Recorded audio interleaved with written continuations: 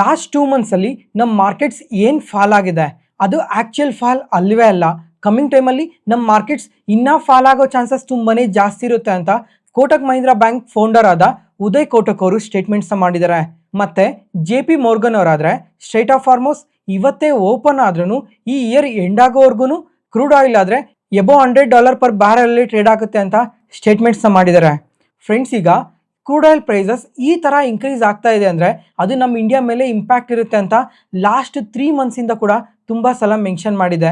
ಈಗ crude oil prices ಈ ಥರ ಇನ್ಕ್ರೀಸ್ ಆಗ್ತಾ ಇದ್ರೆ ನಮ್ಮ ಇಂಡಿಯಾಗೆ ಎಷ್ಟು ಕೋಟಿ ಲಾಸಸ್ ಇರುತ್ತೆ ಅಂತ ಒಂದ್ಸಲ ಪ್ರತಿಯೊಬ್ಬರು ಕಮೆಂಟ್ ಸೆಷನ್ಲಿ ಕಮೆಂಟ್ ಮಾಡಿ. ಕಮೆಂಟ್ ಮಾಡಿದ್ರಾ? ಪ್ರತಿದಿನ ಈ ಆಯಿಲ್ ಮಾರ್ಕೆಟಿಂಗ್ ಕಂಪನೀಸ್ಗೆ 1000 ಕೋಟಿ ಲಾಸ್ ಆಗುತ್ತೆ ಈ ಕ್ರೂಡ್ ಆಯಿಲ್ ಪ್ರೈಸಸ್ ಈ ಥರ ಜಾಸ್ತಿ ಆಗಿರೋದ್ರಿಂದ. ಇದ್ರ ಬಗ್ಗೆ ಎಲ್ಲ ಡೀಟೇಲ್ ಆಗಿ ತಿಳ್ಕೊಂತ ಇವತ್ತಾದರೆ ಮಾರ್ಕೆಟ್ಸ್ ಕಂಪ್ಲೀಟಾಗಿ ಫಾಲ್ ಆಗಿದೆ. ಇದನ್ನ ಪ್ರತಿಯೊಬ್ಬರೂ ತಿಳ್ಕೊಬೇಕಾಗಿರುತ್ತೆ. ಅದ್ರ ಜೊತೆಗೆ ಕಮ್ಮಿಂಗ್ ಟೈಮಲ್ಲಿ ನಮ್ಮ ಮಾರ್ಕೆಟ್ ಇನ್ನೂ ಎಷ್ಟು ನೆಗೆಟಿವ್ ಆಗಿ ರಿಯಾಕ್ಟ್ ಆಗ್ಬೋದು ಅಂತ ಕೂಡ ಈ ವಿಡಿಯೋದಲ್ಲಿ ತಿಳ್ಕೊಳ್ಳೋಣ. Hello friends, welcome to brothers finance and good evening. ಇವತ್ತಿನ ಮಾರ್ಕೆಟ್ ಅಪ್ಡೇಟ್ಸ್ ಏನಂದರೆ, ಇವತ್ತು ನಮ್ಮ ಮಾರ್ಕೆಟ್ಸ್ ಆದರೆ ಕಂಪ್ಲೀಟಾಗಿ ಫಾಲ್ ಆಗೋಗಿದೆ. ನಿಫ್ಟಿ, ಸೆನ್ಸೆಕ್ಸ್, ಬ್ಯಾಂಕ್ ನಿಫ್ಟಿ ಆದರೆ ನಿಯರ್ಲಿ 2%ವರೆಗೂ ಫಾಲ್ ಆಗಿದ್ರೆ, ಮಿಡ್ ಆ್ಯಂಡ್ ಸ್ಮಾಲ್ ಕ್ಯಾಪ್ಸ್ ಆದರೆ 2.5%ಇಂದ 3.5%ವರೆಗೂ ಫಾಲ್ ಆಗಿದೆ. ಮತ್ತು ಓವರ್ ನೈಟಲ್ಲಿ ನೋಡಿದ್ರೆ ಕ್ರೂಡ್ ಆಯಿಲ್ ಪ್ರೈಸಸ್ ನಿಯರ್ಲಿ 3%ವರೆಗೂ ಇನ್ಕ್ರೀಸ್ ಆಗಿದೆ. ನಿನ್ನೆ ಮಾರ್ಕೆಟ್ ನ್ಯೂಸ್ ಟೈಮಲ್ಲಿ ಮೆನ್ಷನ್ ಮಾಡಿದ್ದೆ, ಕ್ರೂಡ್ ಆಯಿಲ್ ಆದರೆ ಸುಮಾರು $105 ಪರ್ ಬ್ಯಾರಲ್ಲಿ ಟ್ರೇಡ್ ಆಗ್ತಾ ಇದೆ ಅಂತ. ಜೊತೆಗೆ ನಿನ್ನೆ ಮಾರ್ಕೆಟ್ ನ್ಯೂಸಲ್ಲೇ ಕ್ಲಿಯರಾಗಿ ಎಕ್ಸ್ಪ್ಲೈನ್ ಮಾಡಿದ್ದೆ ರುಪಿ ಏನಕ್ಕೆ ಈ ಥರ ಫಾಲ್ ಆಗ್ತಾ ಇದೆ ಅಂತ. ಫ್ರೆಂಡ್ಸ್, ಈಗ ಯಾರಾದರೂ ಈ ವಿಡಿಯೋನ ಹೊಸದಾಗಿ ನೋಡ್ತಾ ಇದ್ರೆ ನಿನ್ನೆ ವಿಡಿಯೋನ ಒಂದ್ಸಲ ನೋಡಿ. ರುಪಿ ಏನಕ್ಕೆ ಫಾಲ್ ಆಗ್ತಾ ಇದೆ, ನಮ್ಮ ಸ್ಟಾಕ್ ಮಾರ್ಕೆಟ್ಸ್ ಏನಕ್ಕೆ ಈ ಥರ ನೆಗೆಟಿವ್ ಆಗಿ ರಿಯಾಕ್ಟ್ ಆಗ್ತಾ ಇದೆ ಅಂತ ಪ್ರತಿಯೊಂದನ್ನು ಸಿಂಪಲ್ ಆಗಿ ಕ್ಲಿಯರ್ ಆಗಿ ಎಕ್ಸ್ಪ್ಲೈನ್ ಮಾಡಿದ್ದೀನಿ. ಮತ್ತೆ ಇವತ್ತು ನೋಡಿದ್ರೆ ಕ್ರೂಡ್ ಆಯಿಲ್ ಪ್ರೈಸಸ್ ಸುಮಾರು $107 ಪರ್ ಬ್ಯಾರಲ್ಲಿ ಟ್ರೇಡ್ ಆಗ್ತಾ ಇದೆ. ಈಗ ಈ ಥರ ಕ್ರೂಡ್ ಆಯಿಲ್ ಪ್ರೈಸಸ್ ಇನ್ಕ್ರೀಸ್ ಆಗ್ತಾ ಇದ್ರೆ ಎಷ್ಟು ಇಂಪ್ಯಾಕ್ಟ್ ಇರುತ್ತೆ ಅಂತ ನಾನು ಮಲ್ಟಿಪಲ್ ಟೈಮ್ಸೇ ಮೆನ್ಷನ್ ಮಾಡಿದ್ದೆ.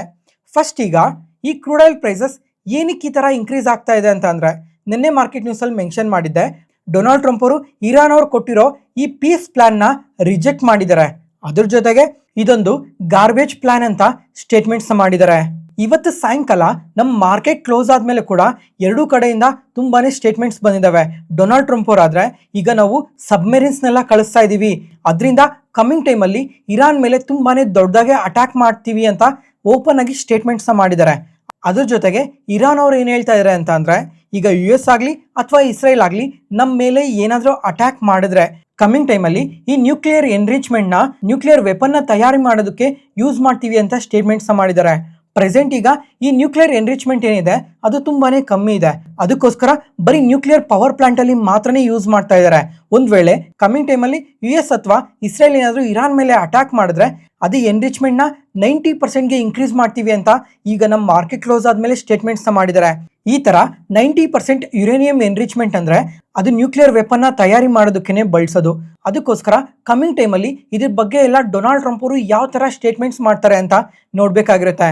ಫ್ರೆಂಡ್ಸ್, ಈಗ ಈ ಪೀಸ್ ಪ್ಲಾನ್ನ ರಿಜೆಕ್ಟ್ ಮಾಡೋದಕ್ಕೆ ಡೊನಾಲ್ಡ್ ಟ್ರಂಪ್ ಅವರು ಇನ್ನೊಂದು ಕಾರಣನೂ ಇದೆ. ಏನು ಮೆನ್ಷನ್ ಮಾಡಿದ್ರೆ ಅಂದರೆ, ಈಗ ಇರಾನ್ ಆದರೆ ಈ ವಾರಿಂದ ತುಂಬಾನೇ ಎಫೆಕ್ಟ್ ಆಗಿದೆ, ಅದಕ್ಕೋಸ್ಕರ ಕಂಪ್ಲೀಟ್ ಆಗಿ ಫಿನಾನ್ಷಿಯಲ್ ಸಪೋರ್ಟ್ ಕೊಡಲೇಬೇಕು ಅಂತ ಅವರು ಸ್ಟ್ರಾಂಗ್ ಆಗಿ ಫಸ್ಟಿಂದ ಕೂಡ ಸ್ಟೇಟ್ಮೆಂಟ್ಸ್ ಮಾಡ್ತಾನೆ ಇದ್ದಾರೆ. ಅದರಿಂದನೂ ಸಹ ಈ ಪೀಸ್ ಪ್ರಪೋಸಲ್ ಕ್ಯಾನ್ಸಲ್ ಮಾಡಿರಬೇಕು. ನೋಡೋಣ US ಮತ್ತೆ ಇರಾನ್ ರಿಲೇಟೆಡ್ ಆಗಿ ಕಮ್ಮಿಂಗ್ ಟೈಮಲ್ಲಿ ಇನ್ನ ಯಾವ ತರ ಸ್ಟೇಟ್ಮೆಂಟ್ಸ್ ಬರ್ತವೆ, ಇನ್ನ ಏನೆಲ್ಲ ಚೇಂಜಸ್ ಇರುತ್ತೆ ಅಂತ. ಅದಾದ್ಮೇಲೆ May 14th ಮತ್ತೆ 15th ಆದ್ರೆ ಪ್ರಪಂಚದ ಮೋಸ್ಟ್ ಪವರ್ಫುಲ್ ಲೀಡರ್ಸ್ ಮೀಟ್ ಆಗ್ತಾ ಇದ್ದಾರೆ. ಅದೇ ಡೊನಾಲ್ಡ್ ಟ್ರಂಪ್ ಅವರು ಮತ್ತೆ ಚೈನೀಸ್ ಪ್ರೆಸಿಡೆಂಟ್. ಈಗ ಇವರಿಬ್ರು ಮೀಟ್ ಆಗ್ತಾ ಇದ್ದಾರೆ ಅಂತ ಅಂದ್ರೆ ಈ ಟ್ರೇಡ್ ವಾರ್ಸ್ ಬಗ್ಗೆ, ರೇರ್ ಅರ್ತ್ ಮ್ಯಾಗ್ನೆಟ್ಸ್ ಬಗ್ಗೆ, Iran, Russia, Taiwan, AI related ಆಗೆಲ್ಲ ತುಂಬಾನೇ ಡಿಸ್ಕಷನ್ಸ್ ನಡೀತವೆ. ನೋಡೋಣ ಇವರಿಬ್ರು ಮೀಟ್ ಆದ್ಮೇಲೆ ಆದ್ರೂ ಈ ವಾರ್ ಟೆನ್ಷನ್ಸ್ ಎಲ್ಲ ಕಮ್ಮಿ ಆಗ್ಬೋದೇನೋ ಅಂತ. ಒಂದ್ ವೇಳೆ ಕಮ್ಮಿ ಆಗಿ ಕಮ್ಮಿಂಗ್ ಟೈಮಲ್ಲಿ ಕ್ರೂಡ್ ಆಯಿಲ್ ಪ್ರೈಸಸ್ ಏನಾದರೂ ಫಾಲ್ ಆದ್ರೆ ಅದು ನಮ್ಮ ಇಂಡಿಯಾಗೆ ತುಂಬಾನೇ ಪಾಸಿಟಿವ್ ಆಗುತ್ತೆ. ಪ್ರೆಸೆಂಟ್ ಈಗ ಕ್ರೂಡ್ ಆಯಿಲ್ ಪ್ರೈಸಸ್ ಆದರೆ ಸುಮಾರು $107 ಪರ್ ಬ್ಯಾರಲ್ಲಿ ಟ್ರೇಡ್ ಆಗ್ತಾ ಇದೆ.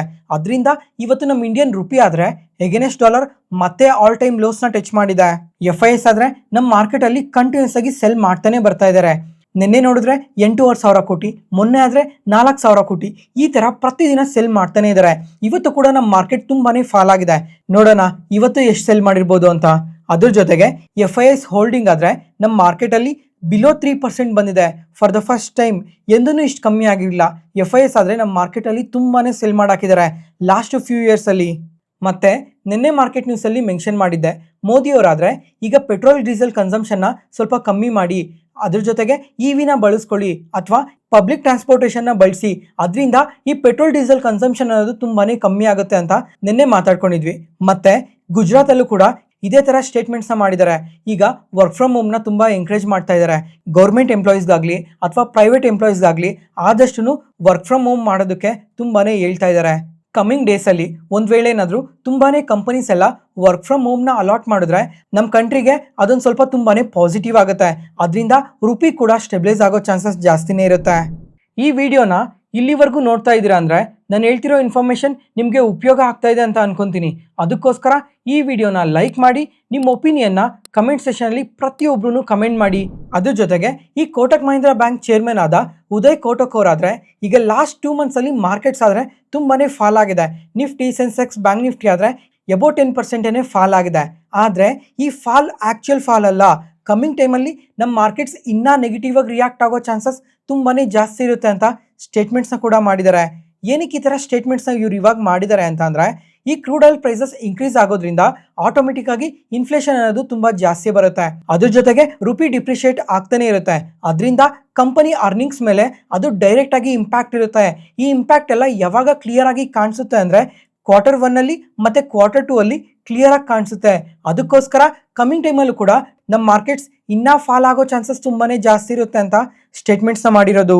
ಅದಾದಮೇಲೆ ಇವತ್ತು JP Morgan ಅವರಾದರೆ ಇವತ್ತೇನೆ ಅಲ್ಲ ಈಗಲೇ ಈ ಸ್ಟ್ರೈಟ್ ಆಫ್ ಹಾರ್ಮೋಸ್ ಏನಿದೆ ಇದನ್ನು ಕಂಪ್ಲೀಟಾಗಿ ಓಪನ್ ಮಾಡಾಕಿದ್ರು ಸಮೇತ ಕ್ರೂಡ್ ಆಯಿಲ್ ಪ್ರೈಸಸ್ ಮಾತ್ರ ಇದೇ ರೇಂಜಲ್ಲೇ ಇರುತ್ತೆ, ಯಾವುದೇ ಕಾರಣಕ್ಕೂ ಕಮ್ಮಿ ಆಗಲ್ಲ ಅಂತ ಸ್ಟೇಟ್ಮೆಂಟ್ಸ್ನ ಮಾಡಿದ್ದಾರೆ.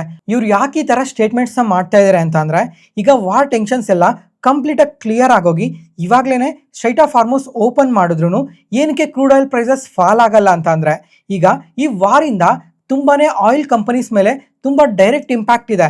ಅದ್ರ ಜೊತೆಗೆ ಮಿಡಲ್ ಈಸ್ಟರ್ನ್ ಕಂಟ್ರೀಸಲ್ಲಿ ಈ ಆಯಿಲ್ ಇನ್ಫ್ರಾಸ್ಟ್ರಕ್ಚರ್ ಎಲ್ಲ ಕಂಪ್ಲೀಟಾಗಿ ಡ್ಯಾಮೇಜ್ ಆಗೋಗಿದೆ.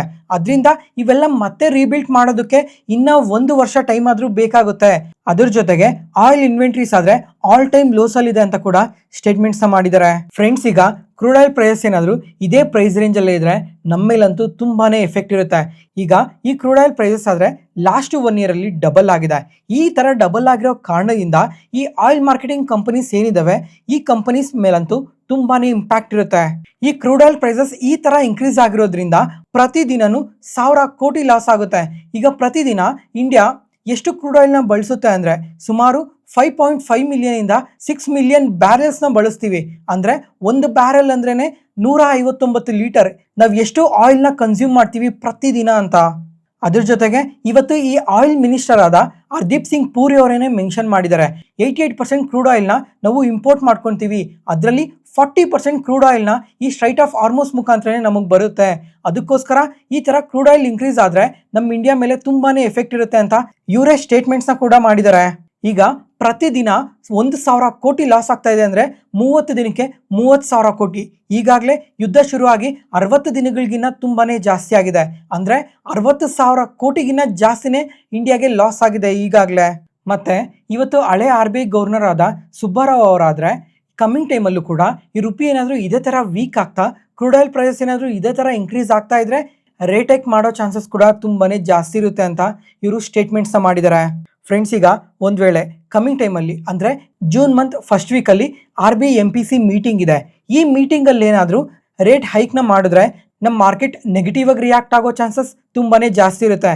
ಈ RBI ಮೀಟಿಂಗ್ನ ಪ್ರತಿಯೊಬ್ಬರು ನೆನ್ಪಿಟ್ಕೊಂಡಿರಿ. ಜೂನ್ ಮಂತಲ್ಲಿ ಫಸ್ಟ್ ವೀಕಲ್ಲಿ ಇರುತ್ತೆ. ಇವತ್ತಾದರೆ ಇನ್ಫ್ಲೇಷನ್ ಡೇಟಾ ಕೂಡ ಅಪ್ಡೇಟ್ ಆಗಿದೆ. ಈಗ ಮಾರ್ಕೆಟ್ ಎಕ್ಸ್ಪೆಕ್ಟ್ ಮಾಡ್ತಾ ಇರೋದು ಬಂದು ಏಪ್ರಿಲ್ ಮಂತಲ್ಲಿ ಇನ್ಫ್ಲೇಷನ್ ಆದರೆ 3.8% ಬರುತ್ತೆ ಅಂತ. ಆದರೆ ಆ್ಯಕ್ಚುಲ್ ಆಗಿ ಎಕ್ಸ್ಪೆಕ್ಟೇಷನ್ಸ್ಗಿನ್ನ ಸ್ವಲ್ಪ ಕಮ್ಮಿನೇ ಬಂದಿದೆ, 3.48%. ಜೊತೆಗೆ RBI ಎಕ್ಸ್ಪೆಕ್ಟೇಷನ್ಸ್ಗಿನ್ನ ಬಿಲೋನೇ ಬಂದಿದೆ. ಅದರಿಂದ ಇದೊಂದು ಸ್ವಲ್ಪ ಪಾಸಿಟಿವೇ ಆಗುತ್ತೆ. ಆದರೆ ಕಮ್ಮಿಂಗ್ ಟೈಮಲ್ಲಿ ಇನ್ಫ್ಲೇಷನ್ ಯಾವ ಥರ ಬರುತ್ತೆ ಅಂತ ಟ್ರ್ಯಾಕ್ ಮಾಡೋದು ತುಂಬಾ ಇಂಪಾರ್ಟೆಂಟ್ ಆಗಿರುತ್ತೆ. ಒಂದು ವೇಳೆ ಎಬೋ 4% ಏನಾದರೂ ಇನ್ಫ್ಲೇಷನ್ ಬಂದರೆ ಅದು ಓವರಾಲ್ ನಮ್ಮ ಮಾರ್ಕೆಟ್ ಮೇಲೆ ತುಂಬಾ ಇಂಪ್ಯಾಕ್ಟ್ ಇರುತ್ತೆ. ಫ್ರೆಂಡ್ಸ್, ಈಗ ನಮ್ಮ ಮಾರ್ಕೆಟಲ್ಲೇನೋ ನೆಗೆಟಿವ್ ಸೆಂಟಿಮೆಂಟ್ ಕ್ಲಿಯರ್ ಆಗಿ ಕಾಣ್ತಾ ಇದೆ. ಅದಕ್ಕೋಸ್ಕರ ಯಾರಾದರೂ ನಮ್ಮ ಮಾರ್ಕೆಟ್ ಒಳಗಡೆ ಇನ್ವೆಸ್ಟ್ ಮಾಡೋರು ಸ್ವಲ್ಪ SIP ಮುಖಾಂತರ ಇನ್ವೆಸ್ಟ್ ಮಾಡಿ. ಯಾರೂ ಲಮ್ಸಮ್ಮಲ್ಲಿ ಇನ್ವೆಸ್ಟ್ ಮಾಡೋಕ್ಕೆ ಹೋಗಬೇಡಿ. ಒಂದು ವೇಳೆ ಕಮ್ಮಿಂಗ್ ಟೈಮಲ್ಲಿ ಏನಾದರೂ ಈ ವಾರ್ ಟೆನ್ಷನ್ಸ್ ಎಲ್ಲ ಕ್ಲಿಯರ್ ಆಗೋದು, ಕ್ರೂಡ್ ಆಯಿಲ್ ಪ್ರೈಸ್ ಆದರೆ ಫಾಲ್ ಆಗ್ತಾ ಇದೆ ಅಂದಾಗ ಮಾತ್ರನೇ ನಮ್ಮ ಮಾರ್ಕೆಟ್ಸ್ ಪಾಸಿಟಿವ್ ಆಗಿ ರಿಯಾಕ್ಟ್ ಆಗೋದು, ಅಥವಾ ಡೊನಾಲ್ಡ್ ಟ್ರಂಪ್ ಅವರು ಅವಾಗವಾಗ ಬಂದು ಈ ನೆಗೋಸಿಯೇಷನ್ಸ್ ಎಲ್ಲ ತುಂಬಾನೇ ಪಾಸಿಟಿವ್ ಇದಾವೆ ಅಂತ ಸ್ಟೇಟ್ಮೆಂಟ್ಸ್ ಮಾಡಿದ್ರೆ ಅವಾಗ ಮಾತ್ರ 1 or 2 ಡೇಸ್ ಮಾತ್ರ ಮಾರ್ಕೆಟ್ಸ್ ಪಾಸಿಟಿವ್ ಆಗಿ ರಿಯಾಕ್ಟ್ ಆಗುತ್ತೆ ಅಂತ ನೆನ್ಪಿಟ್ಕೊಂಡಿರಿ. ಇವತ್ತಿಗೆ ಅಪ್ಡೇಟ್ಸ್ ಮುಗೀತು. ಈ ವಿಡಿಯೋ ಇಷ್ಟ ಆದರೆ ಲೈಕ್ ಮಾಡಿ, ಶೇರ್ ಮಾಡಿ, ಸಬ್ಸ್ಕ್ರೈಬ್ ಆಗಿ.